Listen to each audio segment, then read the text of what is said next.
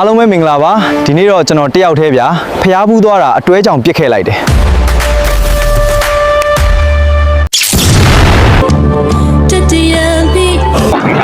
ညာလေးကမောင်းလို့တော်ကောင်းနေတယ်ညာလေး100ကြီးနဲ့ဆက်ထုတ်လိုက်ပါအောင်လိုက်ခဲ့ပါအောင်နော်ဒါကြီးအရှိမဒီကောင်ဖိုက်တာလို့ကျွန်တော်ဖြဲနေတာကြာသေးလားညာကြည့်မှုဆိုပြီးတွားလိုက်တာ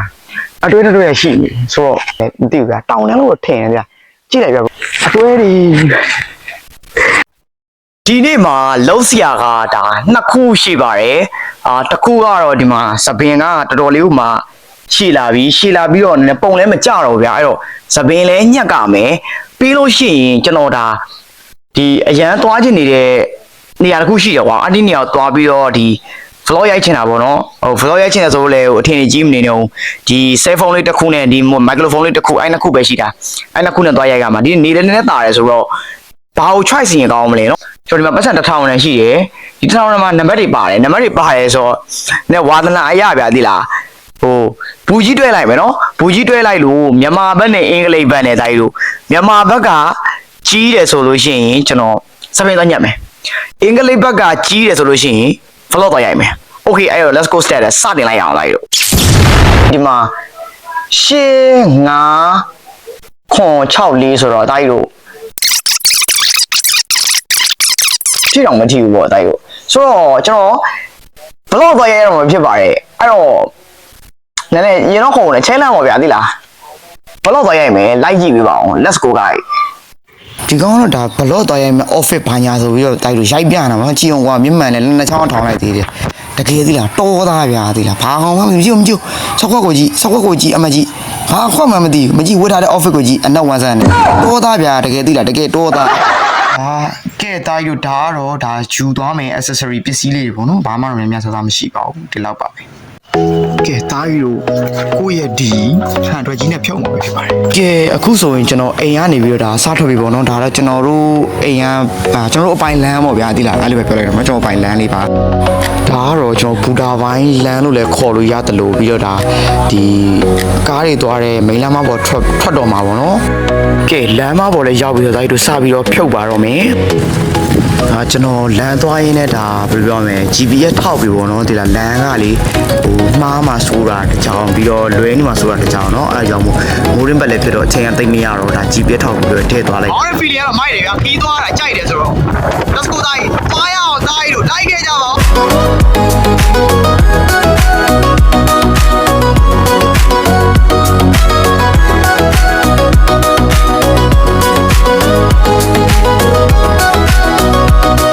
ကြည့်ပါဦးဗျာနော်တိမ်တွေရဲ့အလှရောဒီဘေးပတ်ဝန်းကျင်ရဲ့လဲခွက်လေးတွေရေပြင်ဖူးဖူးလေးတွေတဘာဝတရားကြီးကြည်လိုက်ဆိုင်ငယ်လေးကိုမောင်းလိုက်နေဘလောက်တောင်မှနော်ခရီးသွားတာမိုက်လဲဆိုတာဘရိုးပဲစဉ်းစားကြည့်ဗျာဟိုးမှာတွေ့တာမသိခမဲရင်ပပူကြီးနဲ့နန်းဘက်ပေါ့နော်သွားတဲ့ဘက်ပေါ်တာကြီးကိုတွေ့ရတာမသိအခုမှဒါလမ်းတော့ဝက်ပဲရောက်သေးရပေါ့နော်တရား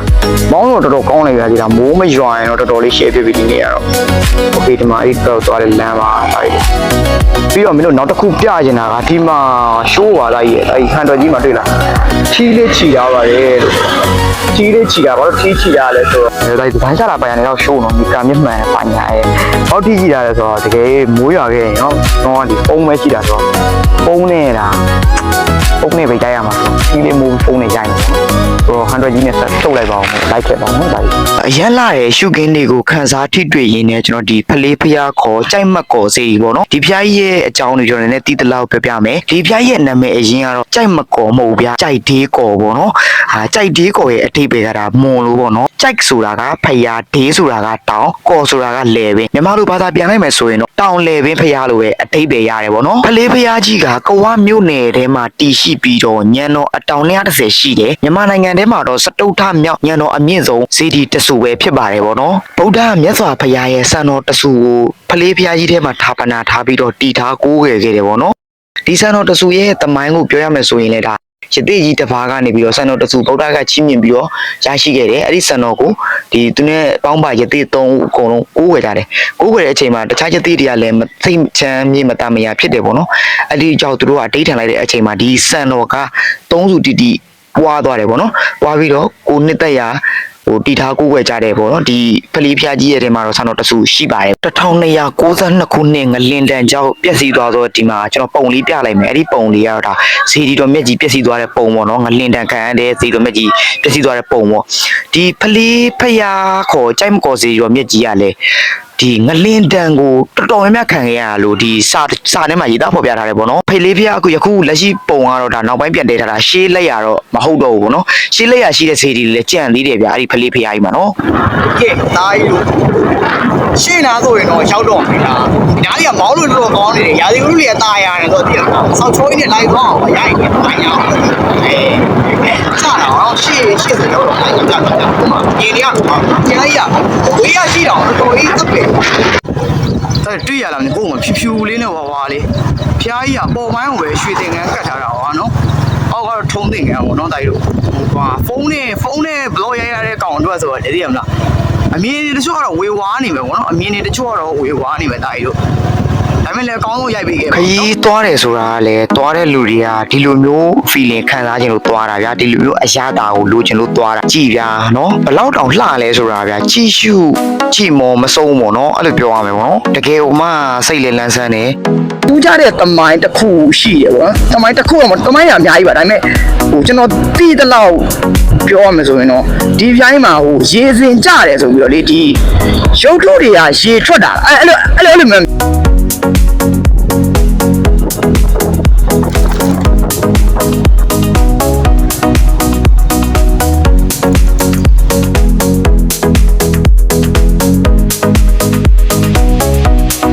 ကဲသားကြီးတို့ရောက်ပါပြီဆိုတော့ဘာညာပေါ့နော်ဒီလားထွက်လာတော့ကဒါ17နာရီ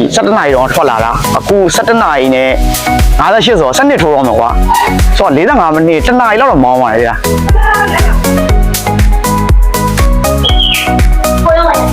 တော့ရောက်ပြီကြည့်ပါဦးဗျာတော်တက်ယူရတယ်လက်ဖက်ပဲမောတယ်ဟိုးမဖျောက်ရောက်တော့လုံးဝအေးချမ်းသွားပြီလားမောလုံးဝပြေးသွားတယ်ဆိုတော့မှအလှကန်တွေ့ရအလှကန်ကျွန်တော်တက်တယ်နိ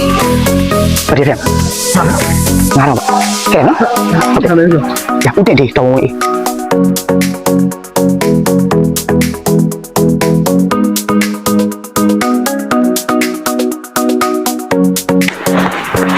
ကဲဖျားကတော့လိုက်ပါဦးရတရားသိတယ်ပါလေရโอเคတော်တော်ရပူရယ်မိုးရမဆိုပေမဲ့လည်းမိုးရချရင်တော့ကြွိုင်ပဲဗျာဘာလို့ဆိုတော့ကျွန်တော်ထီးရအောက်မှာထားခဲ့တာဆောက်ပြီးထီးနေတာရိုက်ပြအောင်ရီမီနိုပေါ်ဆိုထီးယူလို့လည်းမကောင်းဘူးမိုးကမရတော့ပါဘူးကဲ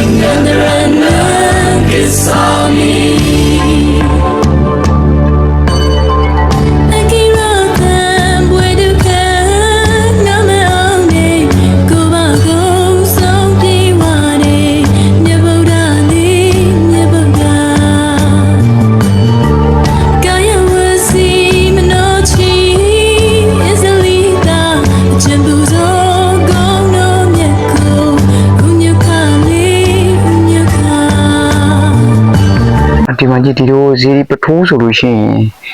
ကြည့်ပါဦးဗျာတကယ်ဘလို့ပြောမလဲရှေးခေတ်လိုက်ရပုံစံတော့ဒီမှာအုတ်ခွက်ပုံစံလေးနော်တော်တော်လေးကိုမှတက်ပေဗျာဟိုတခြားစီတွေနဲ့မတူတဲ့ပုံစံဖူးမြော်မှာပေါ့နော်ကဲအားလုံးပဲဖူးမြော်ကြပါအောင်ခင်ဗျာအပေါ်ရေရောက်ရှင်တကယ်အေးချမ်းတယ်တကယ်ပြောမယ်ဒီလိုလိုပုံမြော်နော် sorry လိုပဲထောင်းလိုက်မယ်နော်ကြောက်ရောက်ရှင်တကယ်အေးချမ်းတယ်တကယ်တက်ပေတယ်နော်ဟိုပြောမယ်နေပူတယ်ဆိုပေမဲ့ဟိုမမောဘူးဗျာအေးဆေးလေးပဲဒါပေမဲ့တက်လာခြင်းတော့လှီကားမှာတော်မောတယ်ဒါပေမဲ့ဘုရားကြီးရဲ့အရေးအာဝတ္တကိုရောက်ပြီးတဲ့နောက်မောရတယ်ပါတယ်အဲ့လောက်မရှိတော့ relax ဖြစ်သွားတယ်ပြီးတော့အများကြီးတွေကတည်မလားအတွဲလေးတွေလာရဗျာနော်ဆိုတော့နည်းနည်းတော့ဒီတော့မကောင်းဘူးဗျာနော်ဖ ဖျားမှာတခါတည်းအတွဲရအောင်ဆူတောင်းသွားလိုက်ကောင်းစတာပါနော်ကိုကတော့အတွဲကြမရှိဘူးပေါ့ဖ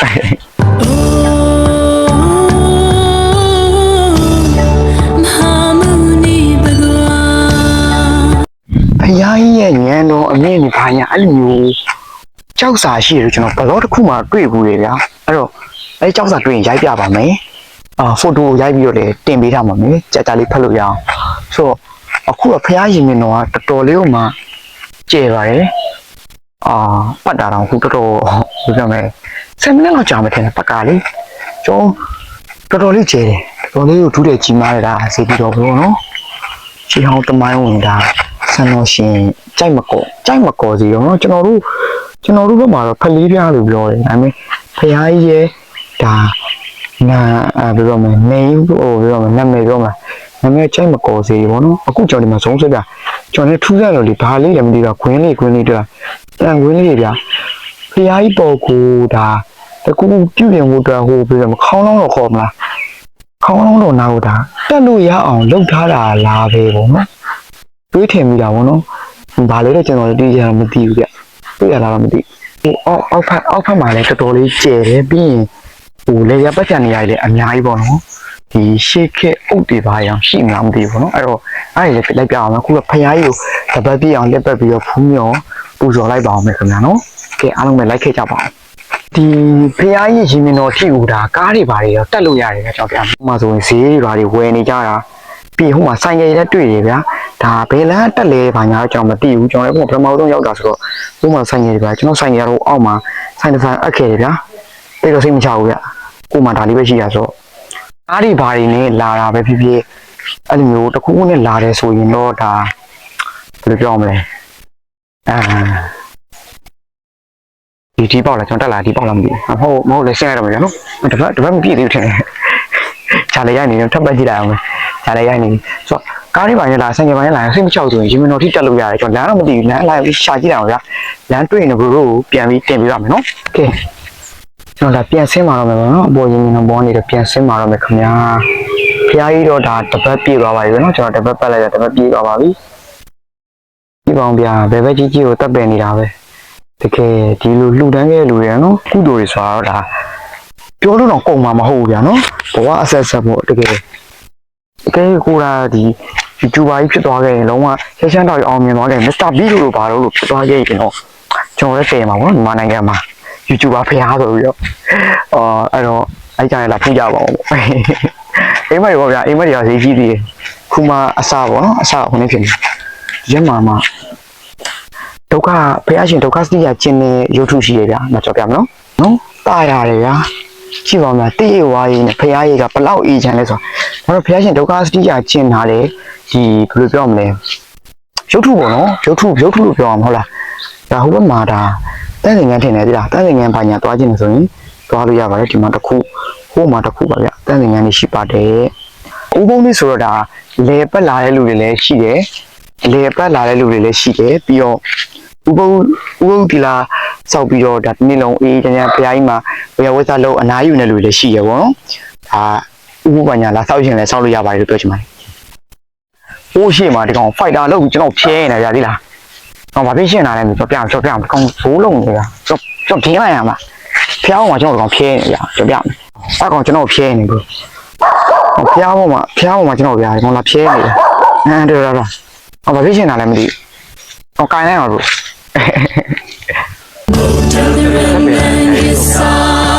ရိုက်ရည်